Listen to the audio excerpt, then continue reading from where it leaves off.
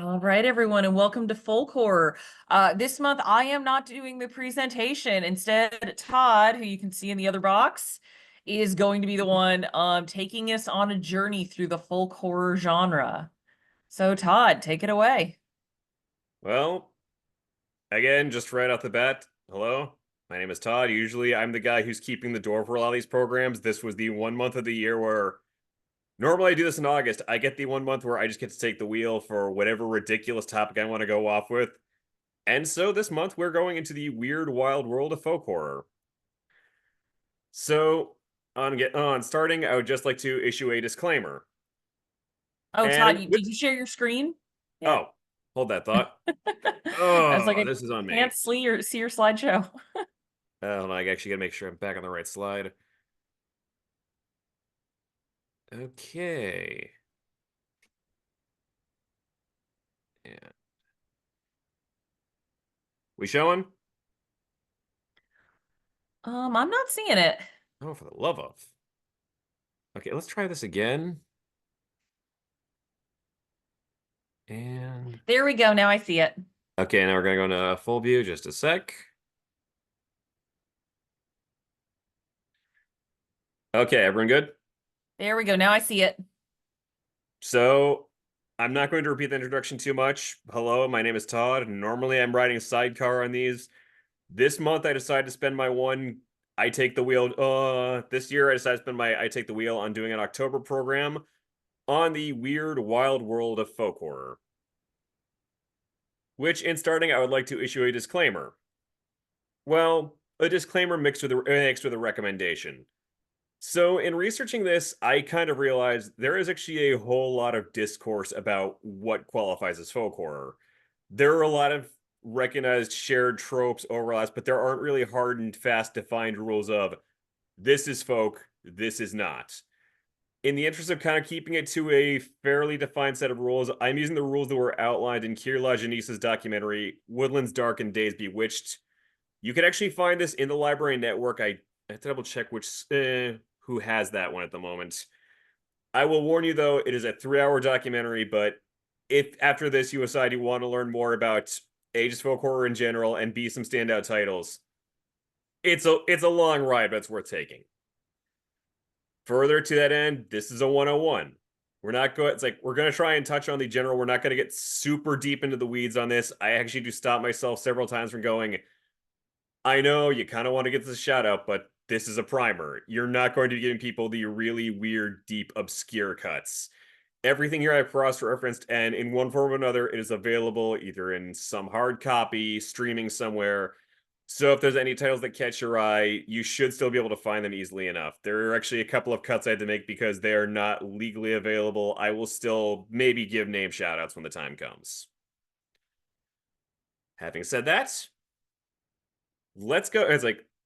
Let's go into the origins of folk horror, which, considering how often these stories are couched in the ancient past, this is as good a place to start from. Folk horror is a genre, like I said, there's been a lot of discourse about where it really qualifies. Literature has been literature has been one of the areas where it tends to be the most directly attributed. On the right, you'll see products considered one of the most definitive pieces of folk horror literature, Arthur Machen's The Great God Pan. Within the context of this story, it is basically involving two scientists who decide they're going to essentially perform experiments to help somebody try and see the spiritual world. The results do not go at all as they planned, which becomes another very familiar trope in a lot of this genre, but I digress. A lot of these are, it's like, besides Arthur Machen, authors like M.R. James, and to some degree H.P. Lovecraft, he's not completely as into as others, but he definitely has a lot of shared overlap, particularly with regards to some of the things like the Dagon fish worshippers and whatnots. A lot of this also it's like a lot of these authors were inspired by as we're seeing here, Margaret Murray's witch cult hypothesis, which was a theory she was a champion for, which essentially said that a lot of the witch trials of the that went through Europe were essentially spawned by the idea of Christianity as the law of the land trying to stomp out what they saw as a pagan witch cult that was still in effect. The big problem with this theory was she was citing it's like Marie cited a lot of out of the transcripts from those trials, which often ignore the fact that many of the confessions she is citing as gospel evidence were confessions that were drawn out of people under the duress of torture, which meant rather than being an authentic description of what the people were actually doing, these are people going, yes, I'll sign whatever, just make the pain stop, please. So historians have long since debunked this theory, but nevertheless, its legacy lives on in authors who kind of got inspired by the idea of these ancient pagan sects that have somehow survived for centuries, operating on the fringes, and in many cases under the nose of what we consider the quote unquote modern world. To that end, the first piece of literature that was ever critically referred to with the term folk horror was the John Fowles novel The Magus in 1966.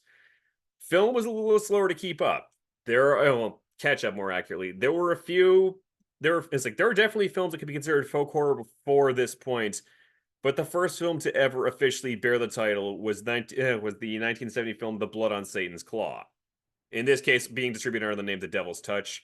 We'll be coming back to that one shortly. But before we go into the film side again, we're going to go into what are some of the elements that do make up folk horror. And again, these can be in differing measures. There aren't really hard and fast, but these are like the most common recurring themes you'll find throughout, and some of which will be touched on in titles we're discussing today. There is definitely an element as like nature goes into a lot of this, which especially ties into how much of this was couched in and inspired by the idea of it's like ancient paganism, older religions, and in many cases there are stories where it's the natural world is presented as its own living force. There's actually I'm going to drop this recommendation early. There is a very good film from like 2021. It's a Welsh film called The Feast, which is very much goes off that idea of nature taking on a human form and actively kind of pushing back against the modern world. Again, stick a pin in that. We'll come back to that later.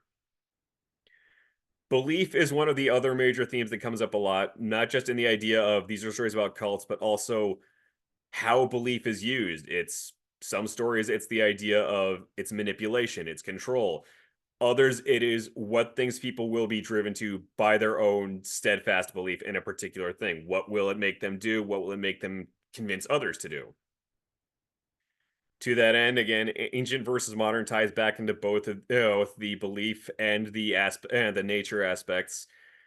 Frequently, one of the biggest tropes that you'll see in a lot of these folk horror is the idea of someone from the modern world exploring something ancient and proceeding to unearth something they are not prepared for.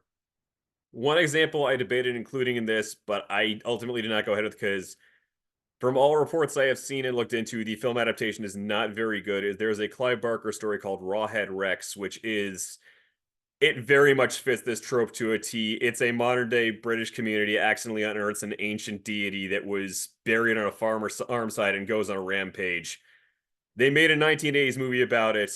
Barker wasn't a fan of it. A lot of his fans are not fans of it. It's got kind of a following, but I didn't feel right putting it in here.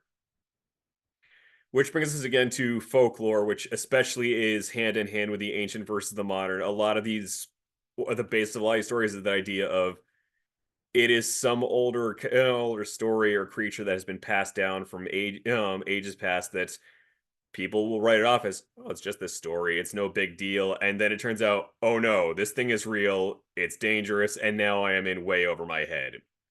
Again, there will be several titles we'll be coming to in this, which do play into that theme. Having said that,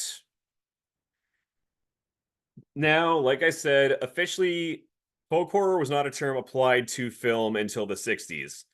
There are many examples of films before that which fulfill the requirements of what would be considered folk horror that at the time we hadn't really put the name to it. So they were just, again, these are usually filed as either fantasy or horror, but they have a lot of the various trappings that would become that.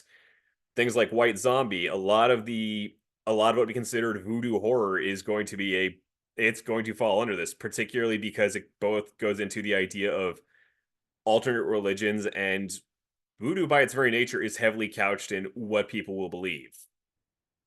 Which we'll be coming back to that, but I'll get to that later.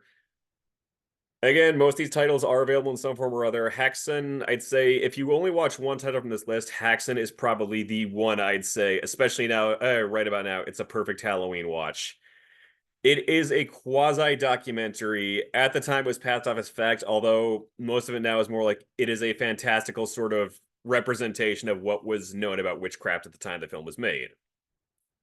So the image you're seeing on the right is actually a still from that movie, which is a very it's they do their own kind of dramatized recreation of what a black mass would have looked like. That is actually the director under all that makeup as the devil. And for a good chunk of its runtime, it plays out as a sort of witchcraft story. It is witches attending black mass, someone being suspected, accused, tried, and then what they do when they're put on the spotlight as far as this. The last half is a little bit more kind of a dated documentary nowadays, but it is still an interesting watch. Again, Sailor's White Zombie goes into voodoo lore. Day of Wrath it's another witchcraft one. It's what that and Vampire are both early films by Dreyer, which you can find those through the Criterion Collection. Vampire might be in the library. So you know one. I don't know about Day of Wrath because it only got made available in a box set over here. So that one, if you are interested in digging it up, you may have to do some hunting. The White Reindeer is it's a Finnish movie. It kind of goes into one of those other. It's not as explicitly a folk horror trope, but it has a lot of shared overlap. It is based off a Finnish fairy tale, and given a lot of the trappings of fairy tales, that means they tend to have a lot of folk horror overlap as well. So that is definitely in there. Il Demonio is a little bit more on the other side of that coin. It was based loosely, very loosely based off a true story, but considering that true story, like several of these other proto titles, involves witchcraft and suspicions of curses and demonic worship. Again, it is often considered a early example of folk horror. Now, at the point where the official title for folk horror comes into effect, there are three films that a lot of film criticism circled around. These are three British movies that are called the Unholy Trinity. They are not actually related to one another. They're different production companies, different stories. They're all related, but critics kind of lump these together as they saw these as three of the biggest prominent examples of what the genre represented. The first of these, as we're seeing here, is the 1968 movie Witchfinder General. This was a film which Vincent Price considered some of his best work, and I'm just pointing that out there as a general side note. This is probably the most quote unquote grounded of the three, in that it is a very fictionalized adaptation of the story of the real life witch hunter Matthew Hopkins. It is definitely not, despite what the title would have you suggest, it is not a movie that makes Hopkins look good. Out of the main tropes of what we touched on for folk horror, this is heavy on the belief side. There is some nature as well, because one of the common threads that you see in a lot of folk horror is the idea of isolation. It's usually you're isolated in the woods, you're isolated in some remote township. And in this case, that was one of the things Hopkins would use to his advantage. He would travel to these remote towns where he would tout himself as, I am an appointed witch hunter. I am here to seek out I'm here to seek out any sort of evil in your community. Wherein he would proceed to use his influence to accuse, extort, threaten, and in many cases ultimately kill people. In fact, one of the main points of the movie is he arrests one woman's father, and essentially he holds the threat of, I will have this man executed over her for, let's just say, less than ideal means, and leave it at that. The film itself isn't graphic. I mean, it's 1960s. You're not going to get super explicit, but it definitely does not make Hopkins look like a good person. And again, it's heavy on the idea of how he used and abused belief to get what he wanted. You know you're in a very special place when Oliver Cromwell comes out of your film looking better than you do.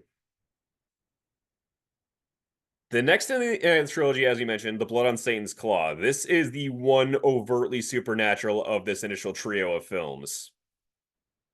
And it's one where even then it's kind of cut around in a creative way. The film starts up with someone plowing a field. They find a strange looking skull that it's partially intact, and it turns out it's not a human skull. As the description says, it's ultimately demonic.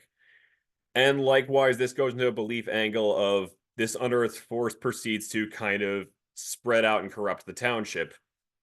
People start to flock to this new growing cult around the skull, and it's either you join it or you oppose it. You are ultimately then killed by the cults. It obviously does. It's like, sorry, it's taking a while to.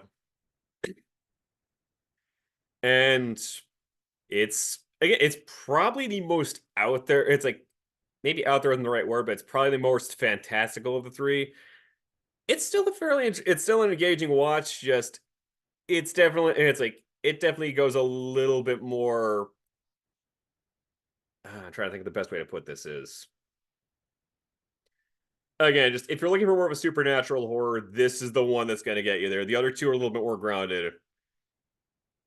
Which brings us to the third and final, which this hits that sweet spot between the two. It has the more ostensibly real elements of Witchfinder General and some of the more outlandish elements of the Blood on Satan's Claw, purely based off of when this is made. If there is any title out of this entire program that's considered like the definitive folk horror movie, it's The Wicker Man. Like, this is the one where if you describe what a folk horror movie is, anybody who's familiar with horror, this is the film that checks off almost every conceivable box. And it's like, this is the one of the three in that trilogy. It's the one that's set contemporary because the other two were set in, again, one set during the English Civil War, the other set in the 18th century. This one, it's modern day setting, well, modern day for the 70s, which comes to my other warning. This movie is incredibly a product of the 1970s. To the point where if you're really not sure, I will say this, and whether this sells you or not, keep it in mind. This movie is technically a musical. It is set in a neo-pagan community, and as such, folk music plays a big part in the setting. If you're down for that, it is well worth seeking out. This is a great piece of 70s horror and folk horror. If you're hearing that and going, wait, what? You might want to skip this one because it gets weird. Like, the story itself is actually fairly straightforward, but the aesthetics, the music, it may be a little much for you. I've known people who it's like, I like the idea, but the execution just didn't do it for me. In this case, I will also add, I wonder, proviso, there are two edits of this movie out there. The theatrical edit that's been the one that was available for years. It was only when, Liz, refresh memory, was it the mid 2000s or the 2010s we finally got the final cuts? I believe it was the mid-aughts.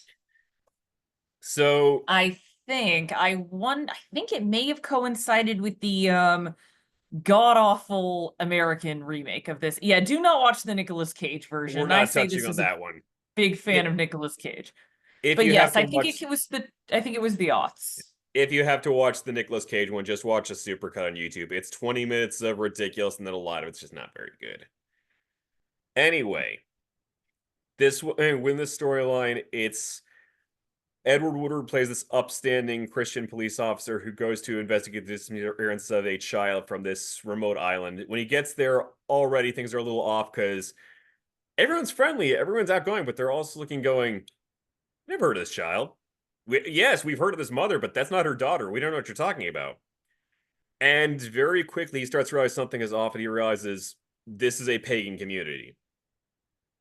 And I won't say too much just because, I mean, yes, this ending is fairly well known, but if you don't know it, I don't want to give too much away. The one thing I will say as far as the two editions is there is one element to the story, particularly as far as the belief angle goes. It's touched on in the theatrical cut. The final cut is very explicit how much of this story is about the idea of belief as a control system. How this community is built on it, how its leadership uses that belief, how it ultimately exploits it, essentially. And the idea of what this community's faith will drive it to do, which, based off that poster, you might already have an idea, but still, if you're curious, by all means, seek this out. I am pretty sure the Library Network has this in some form. Yes, we do. Actually, we do have a copy at Derry. Oh, excellent. Well, there we go. As you can imagine from this setup, Britain has had a lot of entries into this field. I'll be right back. I'm going to close the window. It's getting a little chilly in here. Actually, I believe the copy of The Wicker Man that we have at Derry is a copy that I donated. So, Oh, fair enough. But yeah, these are it's like again, Britain, especially in the 60s and 70s, they went to the well of folk horror a lot. I will say some of these I have not checked out in a while. Some of them I'm not they're still on my to-do list. Actually, the one featured on the poster there, The Devil's Bride, that is actually an alternate poster for The Devil Rides Out, which again, I don't know if it's one I ever say like I'd seek out a hard copy, but it's a fun watch. It's one of those rare times Christopher Lee actually got to play the good guy in one of these movies. And besides that, we have things like two of these, Robin Redbreast and Pendas Fen. They were actually British made for TV titles, which they have received a lot of critical acclaim. They've only recently been made available over here thanks to the good folk at Severin Films. I will say along those same lines, several of the titles that are going to come up in this, they were not available over here until they got brought over by Severin in a box set called All the Haunts Be Ours. So if you're really feeling ambitious, it's out there and they're worth seeking out. And Liz, I don't know if you wanted to weigh in on any of the titles for this particular list, because I'm not just going to go point by point, or we'll be here past our More end. about folk horror than I do. The I just have a funny story regarding Lair of the White Worm. When I was like 10 or so, my I wanted to rent Jaws 2. And my mom was like, okay, yeah, Jaws is fine for you. Jaws 2 should be fine.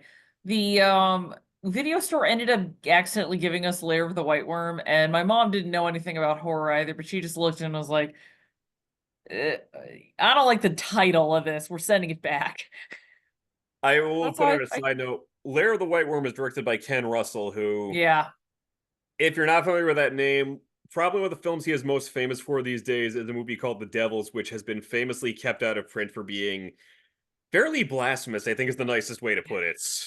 Speaking of Warner Brothers just being terrible and awful, they're the reason you can't watch that movie, everybody. Or someone at Warner Brothers is the reason you can't watch it. Occasionally it surfaces on streaming services, but that's a talk for another day. Yep. But of course, Britain aren't the only people who have a corner on this market. Eventually, it made its way over to America. And as you'd expect on the difference between Britain and America, we have our own different approaches to it. A lot of British folk horror, it tends to tie into, again, they have a much older history than we do. So they'll go into things like paganism, druidic lore, and the idea of before we were England proper, there was a whole other people and different sets of beliefs over here. America has had to get creative in some of its own ways, some of which are some of it we did kind of adopt some of Britain's tropes, especially the idea of like satanic cults, which America has its own complicated history with. I will not deny that. But that's where we get films like The Devil's Reign, which again, another I will say it's worth seeking out, but be warned, it is incredibly 1970s in its aesthetic. You're gonna get like young Tom Skerritt, young Ernest Borgnine, William Shatner just Shatnering it up. But again, it's a fun little movie. Eyes of Fire, which was this is one where if you've ever seen the movie The Witch, this is almost like it's the grandfather from another bloodline. It has a lot of very similar vibes, although it has a much cheaper production value. I kind of checked it out on a whim and I was pleasantly surprised by it. Children of the Corn goes into one of those other more unique brands of American folk horror, which is weird fringe offshoots of Christianity because, again, paganism wasn't really a thing here. There is some folk horror that delves into things like it is like indigenous cultures, but a lot of it was because American culture was so built around the various different sects of Christianity. It's either the devil scares or you get something like this, which is Stephen King doing a story about what happens if this Christian community essentially gets warped into something else entirely. If I'm being Didn't perfectly you? honest, though, Children of the Corn is like 10 minutes of a pretty solid folk horror movie, and then 80 minutes of just. There's a few laughs, Eh. but it's a movie that kind of drags. I believe you one time described Children of the Corn as what if the kids from the documentary Jesus Camp decided to turn on their parents? I think the way I put it is like this is a real life Children of the Corn waiting to happen. Oh, okay, that was it. The Serpent and the Rainbow, that's another that goes into the voodoo lore angle, which in this case it's framed from the perspective of it is The American Outsider. This is a film that is very loosely based off a nonfiction book by Wade Davis. I would actually very much recommend the book as a kind of travelogue into voodoo culture, with the caveat that after a point, he kind of started to become a true believer. It's an interesting read, just bear in mind, midway through, he kind of starts to shift in his tone. Pumpkinhead is one where it kind of goes into, again, it's more of the American flavor of, you get it. It's like, it kind of goes into this almost Appalachian style horror where it's about a man who makes a deal with this. It's a holler witch to get revenge for the fact his child is killed. It's the entire mythology cooks up is unique to the film, but the trappings are very much of a American. It's like, again, it's an all American sort of take on folk horror. Candyman goes into, I think, and this is something we're going to come to again later in terms of that question of how do you build folk horror off of a fairly young culture. Candyman comes off of an urban legend angle, which it's not the only film we'll be discussing tonight that touches on that, but it is interesting because it's the idea of, and it's again going to the idea of America taking the theme of old and new. It is taking some of America's troubled past and kind of having it live on as this other being. Like the titular Candyman is a product of a darker period in American history that lives on as this male- kind of, I don't know if malevolent is the right word, but is a vengeful figure that has carried. It's like it perpetuates itself through its story and the belief in the story. So, and again, Sleepy Hollow. Chances are you may be familiar with this one. It is basically Tim Burton's love letter to Hammer horror, so it's probably the one that is the most in keeping with a lot of the British style of folk horror. But it is, again, it's very much a his riff on the Washington Irving story. And again, go off the idea of creating a legend. The Blair Witch Project is very much, it is kind of a modern take on trying to create a legend. This case going back to America's witchcraft folklore. Or again, it's normally you would not expect to see folk horror in the in like the found footage genre, but it is actually when rewatching it I rewatched it for the first time last year in ages and kind of went like, no, this definitely counts. And if you still want further proof of that, if you go on the website Tubi, they have the old promotional documentary tie-in cult as a Curse of the Blair Witch.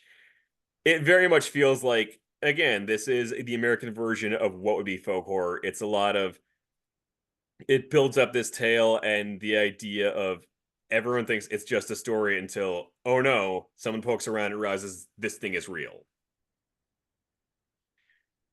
Internet ends, as you can imagine, just by the very nature of folk horror, it's not exclusively a thing unique to. It's not as the proverbial Western Anglo-Saxon tradition.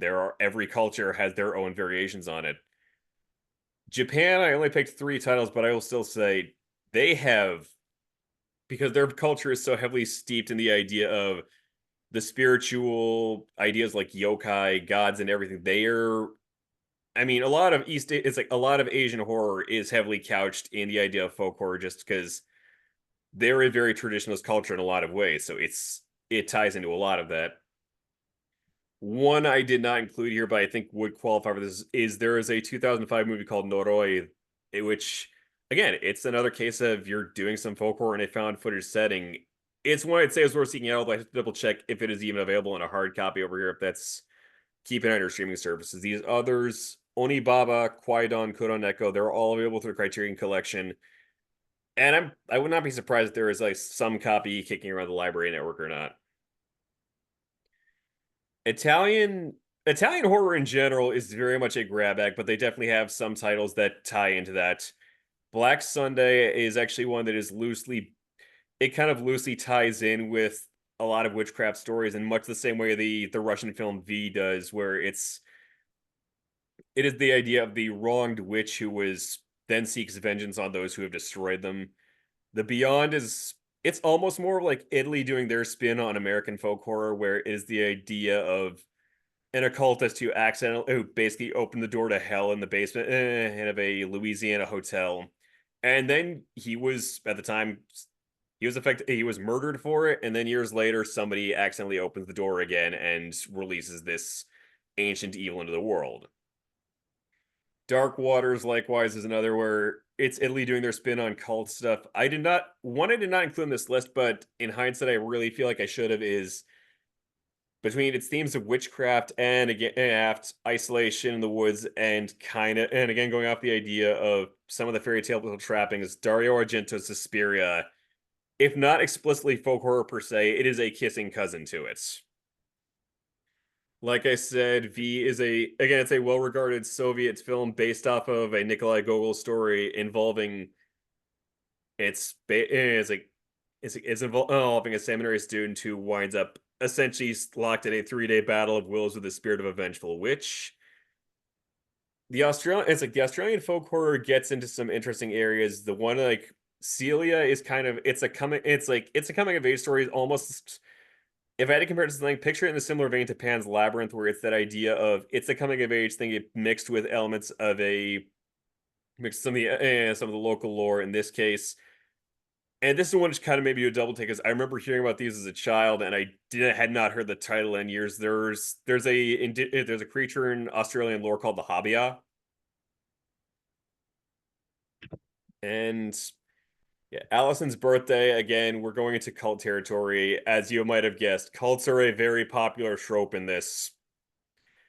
Clear Cut is one which I wanted to cite this because I couldn't find as many examples in America, but Clear Cut is a great example of indigenous folk horror based out of Canada, and it's again, this is another where when it first came out, it kind of got buried because it was around the time where there was already some controversy over how the indigenous were being treated. Particularly, this was a film that was kind of it butted up against a land dispute going on at the time, and it is itself a story that is based on the idea of a similar land dispute going on, and the question of it's a lawyer who's kind of been brought in to help negotiate this with the locals, and who now finds himself dealing one part with some of the respected members of the community, and one person who may not be entirely just a one of the indigenous locals might actually be like a trickster spirits. And the Mexican entry, all of them witches. Again, we're going into, especially given some of the heavy elements of Christianity in Mexico, it goes into a lot of witchcraft, satanic panic area. This is one where I went back and forth. Apparently, it is currently available on Amazon Prime, so it's not completely without its option. I will just say that much. And now we come to one of the interesting parts about this. Somewhere around, again, the 2010s, folk horror started getting kind of this mini comeback. The first two titles on this list are actually, I mean, generally The Witch is seen as like the one that really kind of set the new ball in motion, but arguably Ben Wheatley kind of got it going earlier with his two films, Kill List and A Field in England. Kill List is definitely a bit more, it's a modern action type take on it, but it's still ultimate idea of it's a mercenary who winds up running afoul of what turns out to be the secret cult that he winds up finding out he's more mixed into than he would care to admit to. A Field in England is one which I wonderfully recommend it, with the caveat that, as I have put this to Liz on a few occasions, this is a very vibes-based horror movie. It takes place during the English Civil War, and it is, I mean, the title kind of says it best. It is a people who have a chance encounter in a field in England, and things get strange from there. I think that's the nicest way to put it. Again, The Isn't Witch, all folk horror kind of vibes horror though? yes, but I mean, this one even more so. It is, and this is a phrase I know gets abused a lot, but A Field in England is very much a fever dream sort of movie. And again, The Witch is largely seen as the one that is like it is like the definitive title of the modern folk horror movement. It is, again, chances are you've heard of it. If you have not, I would strongly recommend seeking it out. The entire premise is it is a period film that takes place, again, it's colonial England, it's colonial America. A devout religious family, basically the father's pride causes him to look at his community and go, "Nah, I think I'm a better Christian than you are. I'm going to take my family and go out into the woods where we're going to worship in our own way." They figure they've got themselves a nice uninhabited piece of land. They are incredibly wrong. I will just leave it at that. The Ritual is kind of, it's sort of in the Euro folk horror vein, where if you've ever heard of the movie The Descent, this is almost the other side of that, where it's a group of guys go backpacking out into the middle of Europe, and they find something ancient, alive, and very much dangerous that kind of it disrupts their trip. I'll just leave it at that. Antrim is another, I will say, along the lines of a field in England. It's a your mileage may vary situation. Personally, I was very pleasantly surprised, but it's also a film I realized not everyone's going to vibe with it. It's one where it's the entire thing is it frames itself as this lost film that which supposedly was used for arcane purposes. Like there's quote unquote sigils are burned into the film itself. It's again, you'll probably find out pretty early on if you're into it or not. We found it on Amazon Prime. There may still be up on there. It goes in and out of Amazon Prime for availability. I say this because I'm a huge Yeah. Antrim defender. I really like that movie and dig it. I can't remember if it's got a hard copy or not, which is why I'm It recommending does. streaming on There, I that one. believe it does. I don't think if I send the budget, I might get a copy for the library. But you can also it goes on Tubi every now and then, and I think it's on Hulu. Whenever October rolls around, there's at least one streaming service that has it. Again, it's one where it has its defenders and it has its detractors. I definitely am in the I know what this movie's doing and I really like it, but I'm also a sucker for kind of the whole cursed film, cursed Yeah, footage idea. like the story on its own is pretty unremarkable on paper. It's the story of this girl and her brother wandering out in the woods, and then it's like it is baked into this setting where it's the idea of this supposedly cursed film that the film itself is it is basically this is a device for channeling magic into, and they play so many elements of that in the way you'll see in the way the film watches. Hereditary and Midsommar. Midsommar is probably the other really definitive. It's considered the modern folk horror title, but Hereditary was worth mentioning because both films by Ari Aster and both films that play very much on the idea of, again, its belief as a predatory tool. In both cases, these are stories of people who are they wind as something tragic happens to them. I won't say what it is, just you'll know when it happens, especially early on, especially in Midsommar, where they hit you with that right in the first 10 minutes. And they then wind up being approached by these people who, through their beliefs, they prey on these people's grief and pain, and they wind up using them from their own ends. Hereditary it's more in the vein of like a satanic panic type of it's a witchcraft cult. Midsommar is a lot of people compare it to the Wicker Man. I think this is a little bit disingenuous because they're both taking the idea of this remote cult, but they're taking it into very different directions. Again, I'm reluctant to say too much more without giving things away. It's just these are two films where you'll know pretty early on if they're for you or not. I Midsommar is one of my favorite films of like the past 20 years. I love that movie so much. The Empty Man is one where I put it on here because I will warn if you're watching this in a format, it's going to be streaming. There is, as of last check, the only physical copies you'll find are they're usually somebody got it through like a rental service and just never returned it because this never got a market release. But it's currently up on Hulu. It is another example of one part called story, one part it is an urban legends kind of angle where it's within the frame of this idea, it's you summon this being known as the Empty Man, and then within like 3 days, it will kind of it's like it almost in the sort of vein something like the Ring, where it's once you summon it, you are on a clock, these certain steps will be fulfilled, and by the end of it, you will die. And it starts off fairly straightforward on that, and it takes some turns. It's a longer movie, but it's one where it's kind of a good hidden gem. It's one of those few times where I was like, I will indulge myself in allowing a deep cut on this. And again, The Feast, this is one that is in the library network. It's a Welsh language film, and this is probably the most direct the idea of nature has the power unto itself, not filtered through religion, but it is very much a Gaia style horror film. And that's again, that's currently where we're at. We have about 15 minutes, so if anybody's got any questions, feel free to either ask in the chat or unmute your mic. We're open to either. Yeah. Actually, I do have a Sorry. question. Yeah, sorry. This sorry, we'll go back to the previous slide and go ahead. What do you feel about the film and probably the book as well, Picnic at Hanging Rock? Does that count as folk horror? There have been some critical arguments that yes, it can count as such, especially because again, there's the open mystery of you don't really know just what happened to the girls who disappear. It's possible you can frame it as this supernatural occurrence, especially since it's this remote natural area. So again, I'm sure there are some sticklers who would maintain it doesn't count, but there's enough critical argument backing you on that one. So anybody else got any questions or? Yep, you can either put them in the chat or unmute your mics and ask. I did see someone wrote in the chat saying, did you say Pumpkinhead? They've never seen the Yes. movie but want to. Yeah, it's worth seeing. Yeah, I mean it's again, it is one where especially if you have a soft spot for like kind of that sort of kind of down and dirty Appalachian horror, Pumpkinhead is a fun watch. It's got some great special effects work. It's one of those rare times you got to see Lance Henriksen in a lead role. Oh, yep, that's me. Okay, yep. Excellent. So yeah, Pumpkinhead, worth watching. I think someone in the consortium has that one. We do, off the top of my head, we do have The Wicker Man, we have Midsommar, we have Hereditary, we You've have got The the feast. Feast. I think we also have Picnic at Hanging Rock if anyone is interested. So Mm. Well, to be quite honest, I'm actually starting to build up a horror DVD collection.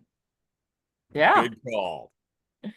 good call. Especially Do physical media because you can't count on streaming companies all the time. and Now, I will say I don't again, trust me. I never watch streaming. It's I just will not the same as physical. along those lines, I will re-up what I said before. If you're kind of curious to find like some more off the beaten path folk horror, Severin put out a great box set called All the Haunts BRs. They have a second installment coming out. The entire idea is they're trying to curate a collection of folk horror from around the world. And these are exhaustively put together sets. Like they'll include a lot of bonus content. They'll have essays. They'll track down old recordings. One of them has like a old audio recording of a dramatic reading of the Legend of Sleepy Hollow. That's again, this isn't just they're slamming the titles out there. They're putting a lot of love into these collections. Yeah, the one downside, much like getting a Criterion title or big Criterion box set, is the price. But it's one where if you keep an eye on their website, they do have sales. So you play it careful. You play it. It's like keep your powder dry. They will wind up having times where you can get them at a decent price. Well, let me tell you something. I've actually ordered the movie. I actually ordered the movie Terrifier on Blu-ray, hmm and I've been hearing many people say that that is one of the most goriest movies they've ever seen. So the rep I have been hearing built up around it is, yeah. Yeah. Mm-hmm. Yeah, that's a folk horror doesn't tend to be a very gory genre. I mean, there are some that kind of get there. Well, if you're going Italian, then yes, but I mean, as it's Italian, I mean, true. If we're talking folklore, we also been talking like Cannibal Holocaust. oh, no, that's more Todd, the you can cannibal answer that one. exploitation genre is a separate thing. Although I will say, I don't think we could ever get away with a program on that. Yeah, no, we have discussed Cannibal Holocaust in a couple of past programs, Italian horror and exploitation films. Um, it's a fairly infamous, or maybe if we just do a program on infamous movies, that definitely isn't folk horror, no, though. That's a whole subgenre of Oh, okay. exploitation films, Yeah. Okay. cannibal movies. Okay. So if I was talking like folklore, that means like foreign, like a story based off a movie based off of story. I mean, there's definitely ways you can go with AI, although it's like sometimes it's based off of like again some of just the general I mean, I'm again some just of the curious spiritual religious because beliefs. Yeah, 'cause, like honestly, I mean, I'm that just curious. yeah. This was my first time joining on here, so I'm just curious as to what's going on. In terms of like, I'm just trying to figure out the best way to answer your question here, so please bear with me. And it's like I said up front, this is one where this is a genre. There's a lot of back and forth for what would be the parameters. Again, if you want to get a little bit more of a handle on some titles to look into, there is a there is a copy of it in the consortium. There is a documentary called, I'm just going to put the name in the chat as well. It's a documentary called Woodlands Dark and Days Bewitched, which it's a great way to go. Like, if this kind of whet your appetite to want to go on to find more, it's a 3-hour documentary, but it's well worth the time. Even though there were several titles, I did not include them in this, but I wrote them down for my own personal or reference to dig up later. And it's one where, especially if you wind up getting that Severn box set, it also includes a copy of that along with the various titles they have curated. Yeah. I just wanted to ask, like, is another like horror movie that might be folk horror adjacent, but not quite, because American folk horror, from what you've explained, is interesting because if we're talking about it from like the There is more of a England, melting pot angle to it, yeah, yeah. exactly, because folk horror kind of derives from old world folk tales. And in America, you have multiple different groups of people have their own folk tales. Oh yeah. It's like American Gods, only like a lot more creepy. Which actually, sorry, finish your question, then I'll go on from what I was about to say. But the film Halloween 3 Season of the Witch, which kind of does have this idea of the villain being this old believer in druid customs and culture, like, is that something that could at the very least be considered folk horror adjacent? I would say so, and actually, to that end, Halloween as a genre kind of dipped into a weird folk horror pocket for a while there, because we had like Season of the Witch, where it's they eschewed the Michael Myers trappings for the idea of this neo-pagan Irish cult that essentially decided we're going to do to Halloween what the Keep Christ and Christmas crowd does for us for Christmas. We're going to bring back the old idea of the dead returning and blood sacrifice. And then at the time that came out, it wasn't well received because again, it's like people going, "This isn't Michael Myers." But when they did the later Michael Myers stuff, they kind of tried to thread that needle back in, where the next couple of films after that played with this idea of Michael Myers being influenced by this druid cult called the Cult of Thorn. So again, even some of the mainstream horror has kind of been kissing cousins to a lot of this. Mhm. Okay. Does anyone else have any other questions? Well, Todd, I think this might be the classiest horror program we've ever done. I know, I feel strangely ashamed. Actually, you know what? All I I right. will mean, put I mean, as a first time experiencer, it's I've actually taken an interest more. excellent. Awesome. Also, Okay. there is one other title I want to shout out because, like I said, I tried to make these all available, but there is one which I had realized like hours before. I was like, oh crap, it's technically not officially available. I'm still going to give it a shout out because you can find this on YouTube. It is not officially released otherwise. There is a made for TV miniseries called The Dark Secret of Harvest Home. It's been regarded as like one of the go-to examples of American folk horror from the 70s, but again, it was like it ran on TV. It still occasionally gets runs there, but there has never been an official home video release outside of one version that cut it. They heavily truncated. They cut it down to like a 2-hour feature, but it is available in its complete form on YouTube. So if you are curious, it's worth seeking out there. Okay, Yeah, All right. And I guess sounds with that, good. I'll I'll see if I can check it out. excellent. Yeah, it's and along the same lines, like yeah, several of these you can find. Tubi is a great repository for a lot of you would not expect to find it horror on there. That's actually where I found the blood on Satan's claw. That's so again, feel free to explore.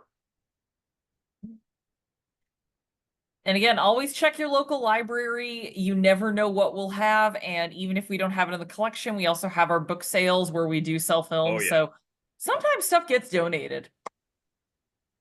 Although I sometimes go through the donations and go, ooh, what horror movies can I get for our collection? Because hey, cheap. I mean, to be fair, several of the ones that are in the collection are stuff where we upgraded, so Yeah, so you're welcome, everyone. But with that, I will see everyone next month. It's going to be the first, I think it's going to be November 4th because Veterans Day is the second. Um, Yep, Blair Witch is the second Monday of the month. So I will see you on November 4th when we get classy again with Shakespeare on screen. We're going to be talking Kenneth Branagh. We're going to be talking the Baz Luhrmann Romeo and Juliet. We're going to be talking Laurence Olivier. And we're also going to be talking Japanese adaptations. So it's going to be a great program. And I hope everyone has a great October and a fun spooky season and watches as much horror as their heart desires. And a happy Halloween to you all. Even though we still got a long month ahead for it. All right. Have a good night, everyone. Night.